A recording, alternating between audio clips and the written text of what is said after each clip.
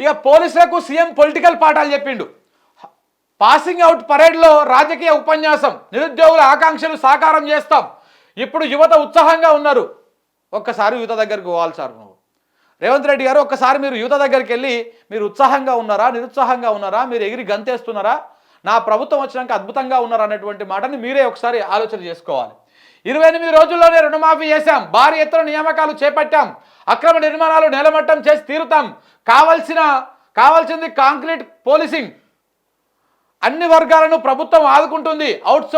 Passing out పరేడ్లో CM speech పైన సర్వత్రా చర్చ, పోలీసులకు రాజకీయ పాఠాలు ఎందుకన్నా విమర్శలు. ఇట్లా ఉంది కథ. ఏమంటున్నాడు ఈయన? 28 రోజుల్లోనే రుణమాఫీ చేస్తామంటున్నారు. ఈ పక్కనే ఒక వార్త చూడురే, రుణమాఫీ కాలేదని రైతు ఆత్మహత్య యత్నం. రుణమాఫీ కాకపోవడంతో రైతులు ఆందోళన చెందుతున్నారు. కొంతమంది రైతులు ఆవేదనలో ఆత్మహత్య చేసుకుంటున్న సంఘటనలు సైతం చోటు చేసుకుంటున్నాయి. బుధవారం మరో రైతు ఆత్మహత్య చేయగా పరిస్థితి విషమంగా మారింది. సో జగిత్యాల జిల్లా కదలాపూర్ మండల కేంద్రానికి చెందిన సాగర్ రెడ్డి అనే రైతుకు రుణమాఫీ కాకపోవడంతో ఆందోళన చెందాడు.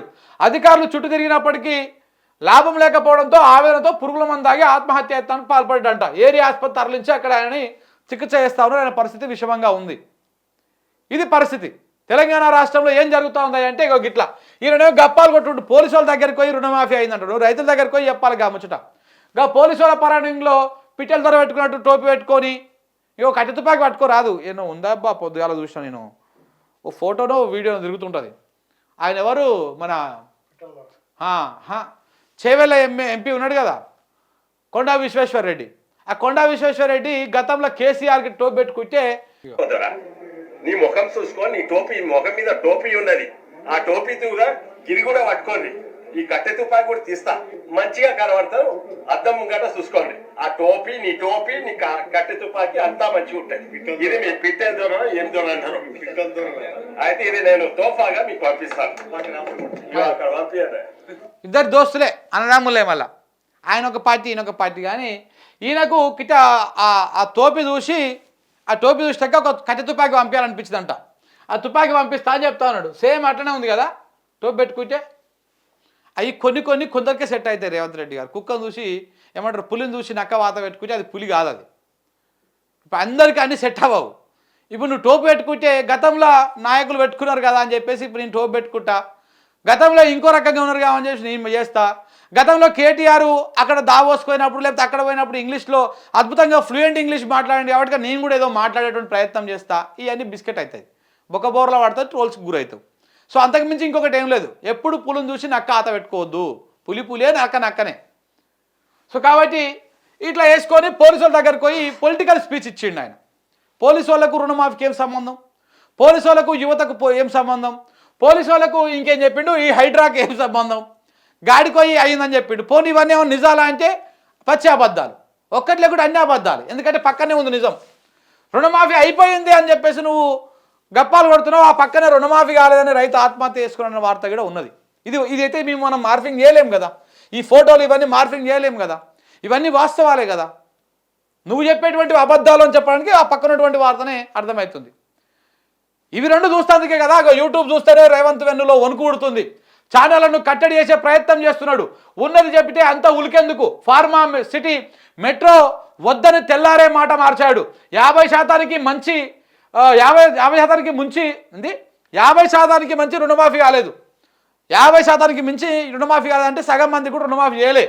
సో గ్రామాలను గాలికి వదిలేసిన హైడ్రాతో డ్రామాలు. రేవంత్ వల్ల హైదరాబాద్ ఇమేజ్ ఖతం, రియల్ ఎస్టేట్ పడిపోయింది. మాజీ మంత్రి హరీష్ రావు ఆగ్రహం వ్యక్తం చేసినటువంటి పరిస్థితి. ఇప్పుడు ఇక్కడ రైతులను చూస్తే ఆయనకు భయం అవుతా ఉంది, యూట్యూబ్ చూస్తే భయం అవుతా ఉంది, ఏం చూసినా కానీ భయం అవుతుంది మన రేవంత్ రెడ్డి గారికి. ఎందుకంటే ఆయన అబద్ధాలు, ఆయన ఇచ్చినటువంటి 420 హామీలు, ఆ 6 గ్యారంటీలు, అలా ఉన్న 13 హామీలు, ఇవన్నీ ఎక్కడ పోయినాయి? గాలికి పోయినాయి. ఇప్పుడు హైడ్రా వచ్చింది, హైడ్రాతో ఏం చేస్తున్నాడు? రుణమాఫీని మరిపించడం కోసం హైడ్రామా మొదలుపెట్టిండు. ఆ హైడ్రా ఏం చేస్తుంది? పెద్ద డ్రామా హైడ్రా అనేది. చెప్తున్నా కదా, హైడ్రా అనేది పెద్ద బోగస్. కేవలము జాతీయ కాంగ్రెస్ పార్టీకి ఎన్నికలకు పైసలు కావాలి కాబట్టి ఈ హైడ్రా పెట్టి ఈ కాంట్రాక్టర్లను బడా కాంట్రాక్టర్లను పారిశ్రామికవేత్తలను భయపెట్టి సంచులు మోసుకపోయి ఢిల్లీ కప్పం కడుతందుకు మాత్రమే హైడ్రాను ఉపయోగిస్తున్నట్టుగా చాలామంది మేధావులు కావచ్చు, ప్రతిపక్ష నాయకులు కావచ్చు ఆరోపణలు చేస్తూ ఉన్నారు. అది నిజమైనటువంటి పరిస్థితి కనపడతా ఉంది, ఎందుకంటే ఈ వ్యవహారం అంతా చూస్తూ ఉంటే కూడా. సో కాబట్టి ఈ డ్రామా అంతా మొదలుపెట్టి ప్రజలను మొత్తము అసలు విషయాల నుంచి దూరంగా మరల్చేటువంటి ప్రయత్నం చేస్తూ ఉన్నాడు రేవంత్ రెడ్డి. అంతకుమించి ఇంకొకటి చేసేటువంటి ప్రయత్నం ఏం లేదు. ఈ హైడ్రా ఆడ్రా ఏవిటికి ఉపయోగపడవు ఇవి. పేదలకు రూపాయికి అక్కడికి వచ్చేటిది కాదు ఈ హైడ్రా వల్ల. ఏ పేద ప్రజల బతుకు మారదు. ఉత్త కథనే ఇదంతా. జస్ట్ జనాలను మభ్యపెట్టడం కోసం జరుగుతున్నటువంటి వ్యవహారం తప్ప ఇంకొకటి ఏమి లేదు.